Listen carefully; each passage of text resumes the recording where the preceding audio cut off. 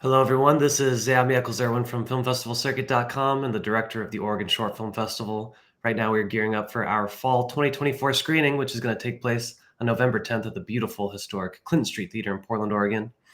And in preparation for this event, we've been talking with some of our participating filmmakers.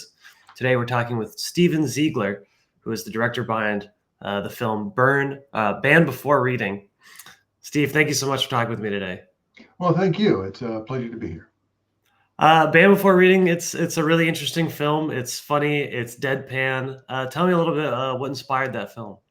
Well, I was attending a screening of a Academy Award nominated short film called The ABCs of Book Banning, and in there they drew the parallels between censorship, the rise in fascism, and book burning, and so that inspired me to actually take to redo it, so to speak, but make it satirical, and a parody in an effort to capture both the hearts and minds. So as far as the title was concerned, I initially I'd watched this film called Burn After Reading, and so that inspired me to think of a new title for mine. Is in light of the censorship, and we call that in the law it's called prior restraint, in which the government prevents people from actually speaking, or we don't want to get government approval to be able to speak. And Totally. so I came up with the idea of call it ban before reading, because that's essentially what it is. These books are being banned so that no one can read them. Totally. Well, okay, that's interesting. It's cool to hear the process, how you saw something, were inspired, were thinking about a topic, and then synthesized different influences together. Tell me, what was the shooting process like for this? Well, it was, the thing is that I'd created a bunch of videos in the past, but this was my first film. And although there's a blurring of the lines between video and film now because of the advance in digital media, is that I was a one-man show. And I was like kind of like flying the plane while I was building it. So one of the things that I thought of is I had a friend of mine who I was thinking about putting in as one of the roles, and we tried it out. But I thought it would add an additional satirical approach if I shot it all with one person in three different roles, so to speak. So I hope I didn't give anything away as far as the film is No, concerned. I think that's great, and I do like that. There's sort of I don't know, a DIY component to this independent film. I feel like it actually sort of corresponds with the theme a little bit, in the face of institutions banning things and promoting censorship. Sometimes you just have to take it upon yourself to champion something. I think that's kind of a cool element. Tell me a little bit about satire. Tell me about your deadpan approach and what that kind of means for something like this. Yeah, well, there's a book I read a few years ago. I'm in love with learning, but and books. I'm an egghead. But there was this book that was called "An Activist and a Comedian Walk into a Bar: The Positive Role of Comedy in Social Reform." And it was a fantastic book, and I took like 17 pages of notes on it, and you can see it actually in the film. It's the red and yellow book that you see when Dr. Z, the narrator, is introduces the film or the Okay, totally. mockumentary. So I mean, I'd been involved in comedy in the past. I see myself more as a humorist. I've done stand up, just probably very badly, and a variety of other things, but.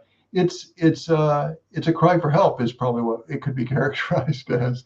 So I thought I'd use that satire as a different approach, and I've kind of have a dry wit type of humor, so that worked well with deadpan.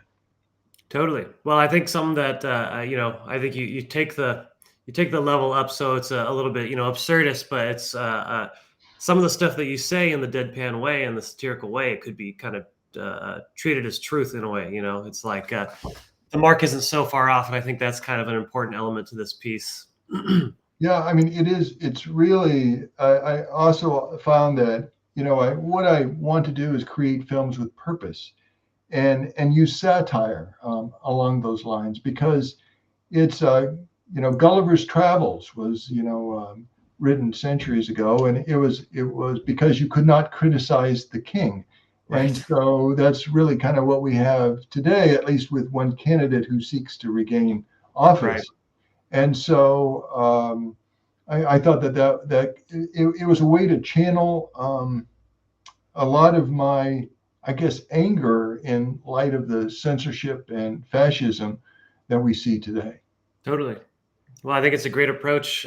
Tell me, what were some of the challenges with making this film? One of the things is that I'm in isolation. I'm pretty much alone, and there's no one that I can really turn to and say, "Hey, well, what do you think about this?" And so that becomes a challenge, and that also becomes a challenge, in the context of editing. Is that I had an idea of what I wanted to do, and it's important to do your own editing at first, and then maybe you could sub it out, but it's Right. really important to be able to struggle with that as a new filmmaker. And I used up an entire month of profanity in the process, of trying to get things to work the way that I Right. wanted to. And you could try AI editing, but I think that it's going to be several years before AI has really become something in the editing world because For sure. it's so personal, and that's why they give Academy Awards to editors, Right. and so that was one of the other significant challenges. Well, that's interesting to hear. I feel like it's one of the beauties of filmmaking is the team that you put together and that collaboration. But in an effort like this, that's done primarily by yourself, I feel like that's a cool way to just jump in and learn all the different roles. I mean, now that you've spent time and struggled through editing and shooting and acting and writing, that's going to give you a better perspective for future projects. Um, Absolutely, yeah.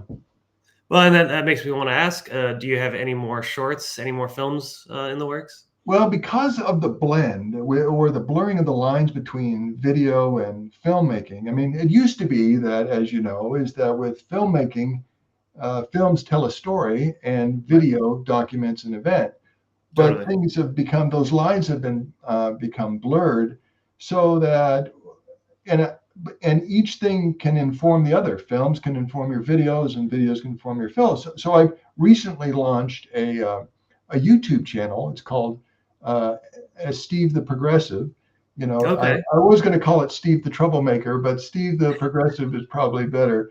And I've already started posting some short films, Okay, and great. they're videos, but in so many things are complementary. Is that YouTube is is one format, one medium, and film festivals are entirely different beast as well. And so they're not the same, and the Right. audiences are different, of course. And the thing that I loved about film festivals is that there's instant feedback and Totally. networking there. Well, that's great to hear that you have more content, and I'll be sharing that link with this interview so people can check it out. Um, well, yeah. What is there anything else you'd like to add about Band Before Reading? Well, let's see. This is probably the part cut out. I Yeah. said no. No. I just think. Well, the thing I'd like to also mention is Michael had published a book recently, Oh, yes. and it was incredibly helpful as far as understanding film festivals and what is needed, because I did experience in creating videos, but film festivals were new to me. So that book Absolutely. was really extremely helpful in that regard. Okay. Yeah, that's the Film Festival Submitters Handbook. Exactly. Okay, totally, and that kind of outlines. I'm not completely familiar with stuff like what your deliverable should look like, having trailers, having all that stuff, what to Exactly. expect. Yeah, I mean, if it wasn't for his book, I would have been lost. I mean, Okay, because totally. there's a lot of information on YouTube, but there's no quality control on YouTube. So it's you could be sitting into a video, and three Right. minutes later, you still don't know why you're there. And Absolutely. so everything is one place, and so I just think I highly recommend that book for people. Okay, well, I love this. I feel like this is a great blurb for the next edition. But you kind of mentioned something there, which makes me think in light of the topic that you're exploring here with Band Before Reading. The internet is full of tons of information of varying levels of quality. A lot of stuff is just aped endlessly. And in order to really learn about subjects, I've found that print media, books are still the treasure trove. And in light of bannings and censorship, it is, I don't know, it's kind of worrisome. I feel like there's a domino effect, a bigger ripple that's implicated here. Absolutely, it's a concern of mine as well. And for your other films that you've put on your YouTube channel, are you exploring sort of social themes as well? Yeah, well, I mean, a lot of it is the thing is that it depends on who wins the election. I may Yeah, have to go to another country to be able to produce these films. that's true. That's true. Yeah, And but I'm very concerned, alarmed, and enraged about the agenda concerning women's rights, women's totally. reproductive rights. That's a concern. And I see so much of that we're headed backwards if one particular candidate should win the election. It's a scary Totally. place, and so it's almost like we're in the 1940s, and anything we produce to fight oppression is like it's Radio Free Europe, and Right. so Right. it's there's a lot of things to point out. I mean, anything from, well, one of my playlists on my YouTube channel is about politics and justice, and when we talk about justice, we're talking about fairness, whether it be environmental justice, whether it be about consumer justice, and these are some of the themes that I've already uploaded films on, and one of them is on the environment, and it actually takes a big surprise, a satirical look. And essentially, is the long story short is that you know we have two choices, concerning the environment, because on its current path, the planet is burning up. So we either need to take action now, and I give specific ideas how to take that action and websites to visit to see how they can be involved, or we need to start thinking about eating people. So that's the satirical approach, of course. Totally. Well, I love that. That's great. You're dealing with heady topics, things that are kind of scary, but you're bringing you're bringing the satire to it. And I mean, it is medicine. It is a great way to convey, like you said, hearts and minds. Um, and I'll be checking out these shorts, and I'll be posting your YouTube channel if that's okay, so people Sure, can absolutely, check it out as absolutely. well.